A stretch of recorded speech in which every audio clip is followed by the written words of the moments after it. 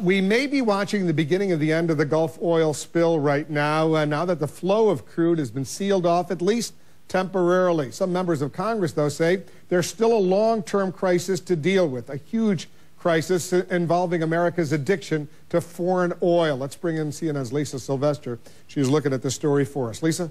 Well, Wolf, let's look at the numbers. The United States imports well over 1 million barrels of crude oil per day. And on the list of the top 5 countries the U.S. is most oil dependent on, Saudi Arabia, Nigeria, and Venezuela, which some senators say make the U.S. vulnerable to economic and security risks. Ask your management. Senator Jeff Merkley of Oregon wants to end what he calls the U.S. addiction to foreign oil. Call it a lofty goal, but he believes U.S. families, companies, and consumers can cut oil consumption by 8 million barrels per day, ending entirely U.S. dependence on imported oil by the year 2030. I mean, we're spending $1 billion a day overseas. That means a lot of money that goes out of our economy doesn't create jobs here. It also means that we're continually looking for ways to make sure that we preserve access to that oil, and that's a national security issue.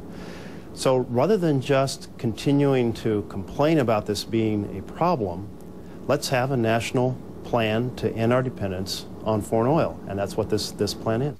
Yes, it's a problem that's been around since the gas lines of the 1970s. So what would be different?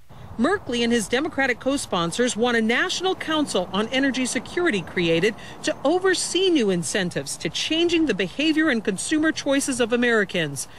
Shifting to hybrids, setting up battery recharging stops for electrical vehicles, finding more efficient ways to move freight, getting families to leave the car at home and take public transportation, and replacing gasoline with natural gas.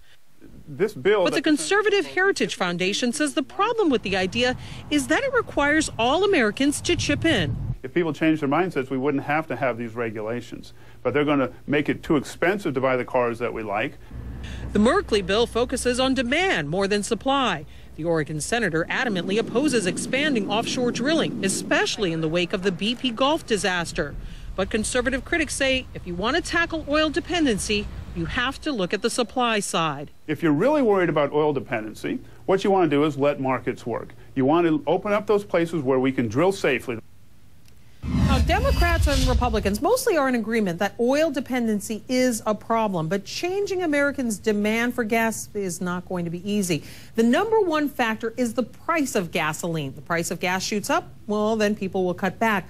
But a Harvard study this year found that to cut vehicle emissions 14% below 2005 levels may require gas prices of more than $7 a gallon. Wolf? Wow. All right, Lisa, thanks very much. Lisa Sylvester will be back.